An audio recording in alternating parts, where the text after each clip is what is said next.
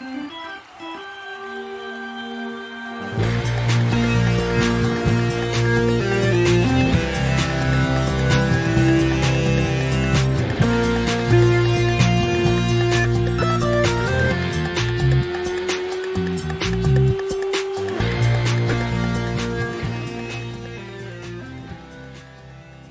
welcome back to episode 95 of Chatter from the Cheap Seats. My name is Jack Feldman, and today is going to be a solo episode. We promise that we're going to start being more consistent. We're starting to get into a routine. Summer baseball is over. Me and Sammy will be back regularly with content every single week. But 95 episodes, man, that is absolutely nuts. We're creeping up on that 100 mark. When we first started this podcast, we told ourselves that a lot of podcasts don't make it past the 20 episode mark. That was a big deal for us. We wanted to prove that we could do 20 episodes of this to see if it could work. And here we are at episode 95. We started this about 2.5 years ago. Me and Sammy are both now going into our senior years of high school. And it's been a crazy journey. We appreciate you guys sticking it out with us. And we've had a crazy year. We're going to start off in baseball. It's been an exciting baseball season. The day that I'm recording this episode is the Field of Dreams game between the Cubs and the Reds. Last year, we all know what happened between the Yankees and the White Sox. Tim Anderson hit the walk-off homer off of Zach Britton, but this year should be a little bit less of an exciting game. The Cubs and the Reds aren't exactly two powerhouse teams. And we're going to start off with my New York Yankees here. Everybody knows how much I love the Yankees. And what Aaron Judge is doing is unbelievable.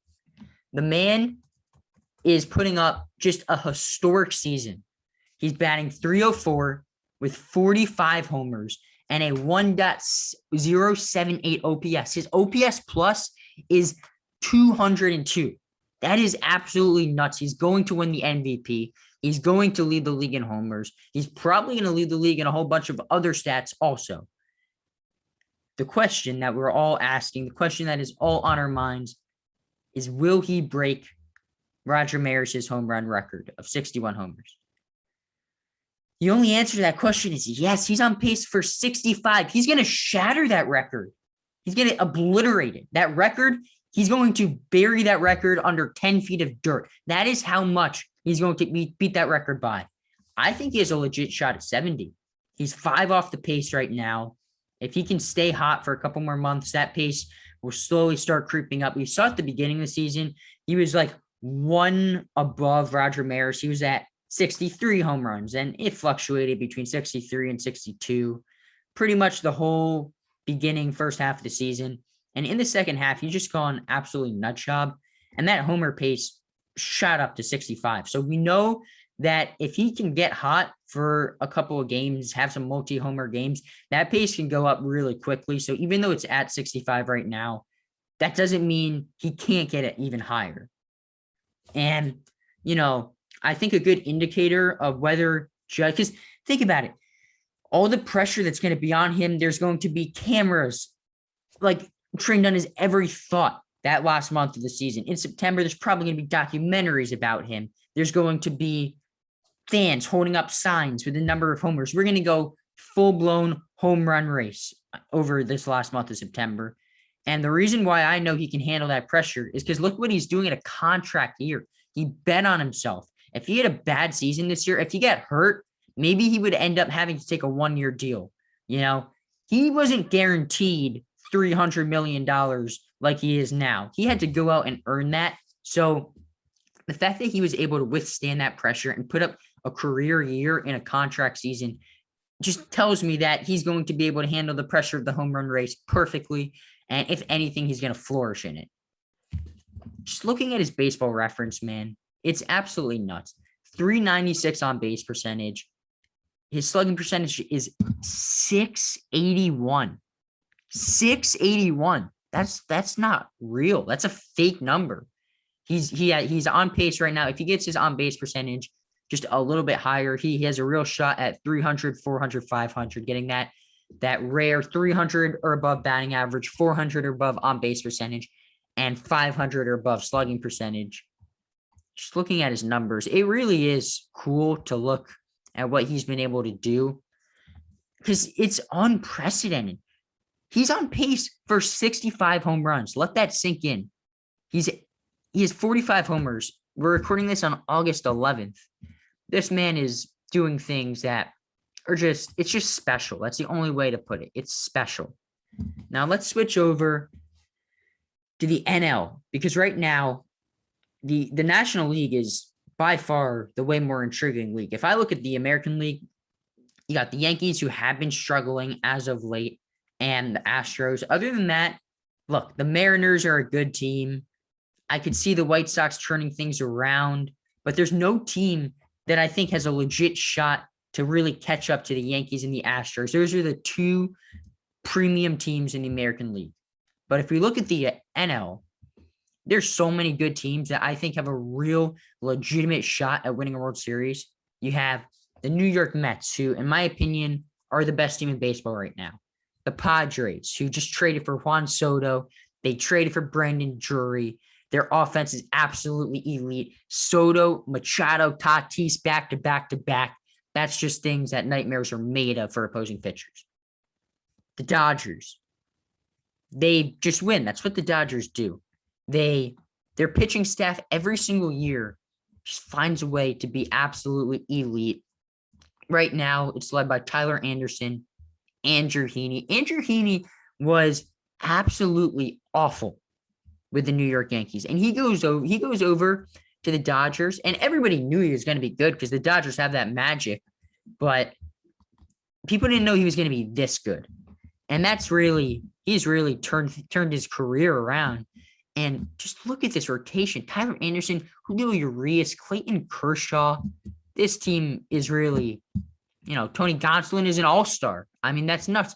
They've been able to withstand the Walker Buehler injury, and they should be the favorite every single year to come out of the NL until they prove they're not. And right now, they haven't proved that yet. Two other teams that I want to talk about. The Atlanta Braves and the St. Louis Cardinals. The Atlanta Braves right now look like they're going to be a wild card team. I don't think they're going to catch the Mets. They're a little scary because Acuna hasn't been Acuna as of late, and they just haven't consistently been able to compete with great teams. But calling up Michael Harris, he's really been a spark plug for them. They called up their young prospects. Spencer Strider has been really good this season. And Austin Riley has continued to show that he's an elite third baseman in baseball. So this is a team that if they're going to get into the playoffs, and I would not be surprised if they make a run. But in my opinion, my dark horse to win the World Series right now is the St. Louis Cardinals. Their pitching is definitely the weak spot. They traded for Jordan Montgomery. He's going to have to be really good along with Adam Wainwright if this team wants a chance to make it far. But their defense is absolutely elite. That's what we saw over the last couple of weeks. They swept the New York Yankees. They've been playing good baseball as of late. Their defense is really good, and they can bang. That top half of the lineup with Nolan Gorman, Tyler O'Neill, Paul Goldschmidt, and Nolan Arenado, I'll take those four hitters and put them up against any four hitters from any team in baseball. Those four hitters are absolutely terrifying. Nolan Arenado he's just a great two-way player. And Paul Goldschmidt is one of the top 5 players in baseball over the past decade. He's been so good over the past couple of years. He gets MVP votes every single season. Last year, finished 6th. The year before that, 15th. The year before that, 20th. The last season, where he did not finish top 20 in the MVP voting, was 2014. And in that year, he was an all-star and ended up with an OPS of 938. And the year before that, he finished second in the MVP voting. So this is a man he's finished as close as possible to winning the MVP as much as possible without actually winning. He's finished like top 5, top 10, top 15 so many times. He has just put up his stats are comparable to Aaron Judge. This year, his OPS plus is 189. He's just putting up a really solid season, and he's a really solid player. He's a future Hall of Famer for sure. Plays great defensive first and can absolutely bang. So when you have a player like that that just an absolutely transcendent superstar that can carry a team, put his team on his back, and carry them throughout the month of October. There's only so many teams that can do that. So right now, if I'm looking at the NL standings in the wild card race, looks like the Cardinals are going to win their division. It's close right now. They got a little bit of a lead between the Brewers. I think they're up. They got a 1-game lead. So, looks like they're going to win the division. It doesn't look like they're going to win the division. It's close. It could go either way. But the Brewers right now, momentum has not been their favor. They traded away Josh Hader, which boggles my mind. I get he was struggling, but this is a team that does not have the money to compete every single year. They're not the Yankees. They're not the Dodgers. They have a 6-year window right now. And to trade away their most valuable, Josh Hader has been one of the best closers in baseball, if not the best closer in baseball for the past 3 years. He's an elite player. He's one of the most valuable players on that team. So it's certainly a head-scratching move. It doesn't make much sense. And I personally don't see them making a strong run right now. Their offense and their bullpen is still good. Don't get me wrong.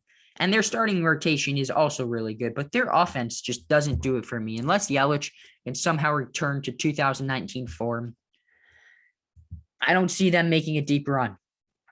We're going to get into more baseball over the next couple months. We're going to be making our playoff predictions. We're going to get straight into the playoffs. It's the dog days right now. And one last baseball topic I want to talk about. I want to swing back over to the Mets, because what the Mets are doing is absolutely unbelievable.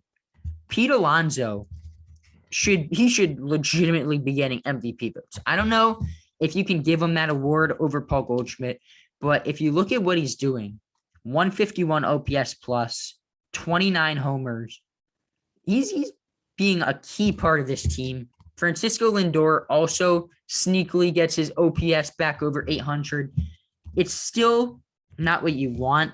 A 128 OPS plus is really good, but when you're paying someone the amount of money that you're paying Francisco Lindor, you need him to be an all-star every single season. And look, he's really good. 4.6 WAR right now. I really like Lindor, but if he can just take it up a notch, just a notch, maybe get that 128 OPS to 135, that would help them out so much. If I'm any team in baseball right now, I am terrified of facing the Mets in the playoffs. If you look at that 1-2 punch of Jacob deGrom and Max Scherzer, those are two of the top 5 pitchers in baseball. You could even make an argument that those are the two of the top 2 pitchers in baseball. They're just absolutely bulldogs, aces. Give them the ball, let them work. And the Mets have such a winning formula right now, because if you look at their defense, they got an elite shortstop in Francisco Lindor defensively. They play solid defense. They do the little things. They have great starting rotation. They have 2 aces, and they have a dynamic closer in Edwin Diaz, who is putting up one of the best seasons we've seen from a closer in a long time. 1.39 ERA, 0.860 whip. He's really been unbelievable, and he's going to have to really keep this up, because closers are so volatile that, sure, he's been great all season. Would it completely shock me if we get to the playoffs and Met fans aren't feeling as confident in Edwin Diaz? No, it would not shock me. But right now, he's going to have to carry this bullpen, because that's their weak spot. Other than Edwin Diaz, sure, you have Adam Ottavino, Seth Lugo, but you don't trust those guys if you're Mets fans. Other than Edwin Diaz, there is nobody that you see in the game coming out of your bullpen and you're confident in. He is the only one. Now, in a playoff series, let's say their 1, 2, 3 is DeGrom, Scherzer, and Chris Bassett, who's been really solid as of late. You can kick Carrasco to the bullpen and kick Taijuan Walker to the bullpen, and you can win championships that way. We've seen the Red Sox do it. We've seen the San Francisco Giants do it with Mad Bum. We've seen a lot of successful teams be able to use this formula. It is a winning formula, and it's not ideal, but I definitely think playoff time comes the Mets become a lot more well-rounded than they are as a regular season team because of that ability to kick their starting rotation, their 4 or 5 guys to the bullpen. Is it ideal? Like I said, no. They definitely do have a flaw. It is a pretty major flaw, but as of now, I think if this team can keep up the offensive prowess that they've been hitting the ball really well. Brandon Nimmo has been such a great player for them all year. It's got a 119 OPS plus, playing a solid center field for them, right field. Starling Marte, he's just a ball player, man. What Starling Marte does, 125 OPS plus, probably should have been an all-star this year. Actually, never mind. 802 OPS. That's not great, but he plays great defense. He's just a really solid player all around. And the Mets are my World Series pick right now. Mets are winning the World Series. If I had to guess right now, I would say Mets over Astros 7 games. Boom. That's it. And I'm so confident. I'm so confident in that prediction. It pains me to say this. As a Yankees fan, but those are the 2 clear best teams in baseball right now. Yankees are right there, but they got to pick it up because they have been struggling over the past couple of weeks. Ladies and gentlemen, the NFL is coming. You smell the fresh fall air. You can smell the leaves starting to change color. Yes, it is only August 11th, but we are getting close to that time. I have my fantasy football draft tomorrow. The NFL is coming back. And today, I wanted to look around at the AFC East, do a deep dive on those 4 teams because that's an interesting division. All of these teams intrigue me right now. If I'm looking at the Dolphins have major upgrades. They made major upgrades. Mike McDaniel, I think he's going to be a really solid head coach. Obviously, Tua is not what you want, but Tyreek Hill, this team has weapons. The defense is really solid, but I don't trust Tyreek Hill. I think this is an 8, 9, maybe even 10-win team, but not Tyreek Hill, Tua. I can't predict them to win a playoff game with Tua as quarterback. It's just not something I'm comfortable doing. Now, another team in this division that has a skeptical quarterback is the Jets with Zach Wilson. He's going to have to take a pretty big jump in year 2 because year 1, I'm not ready to make a decision on him, obviously. He can be really good in year 2. Wouldn't surprise me, but I just didn't get that feeling. You get that feeling with Joe Burrow, Justin Herbert, as soon as they step onto the field. Through their first 9 games, their rookie year, you know they're the guy. You know it. And it's a very uncomfortable situation to maybe he's the guy, maybe he's not. Maybe there's a chance. You got to know he's the guy. And if he doesn't show you that this year, I think you got to cut him loose because you cannot go through another year where you're giving him that extra chance. You gave Sam Darnold that extra opportunity to prove himself. You can't afford to do that again. Jet fans aren't getting any younger. They already have full head of gray hair with all the losing they've had over the past few years. You got to give them a winning product sooner rather than later.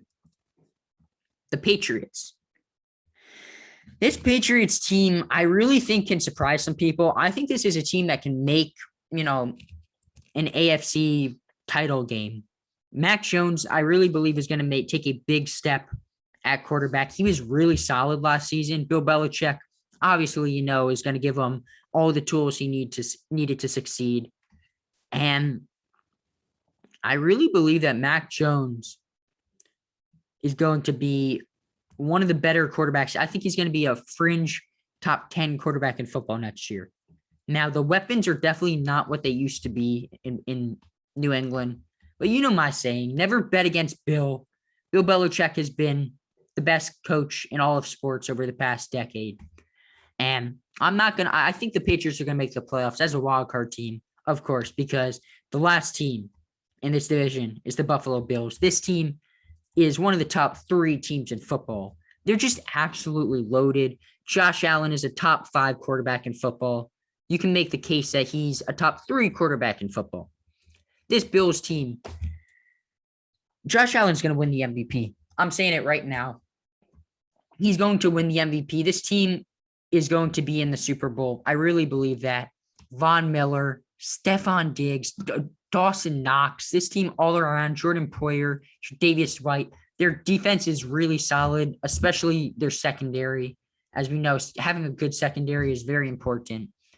And that offense with Stephon Diggs and Josh Allen, you're never going to bet against those two guys. Those two guys are both elite quarterback and wide receiver duo.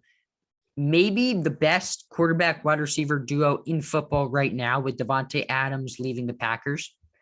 And if I had to make a Super Bowl winning team right now, if I had to choose a team that I would say here on August 11th, my way too early Super Bowl prediction, I really believe it's going to be the Buffalo Bills. This is just top to bottom, such a well-rounded team, and they're going to make a run.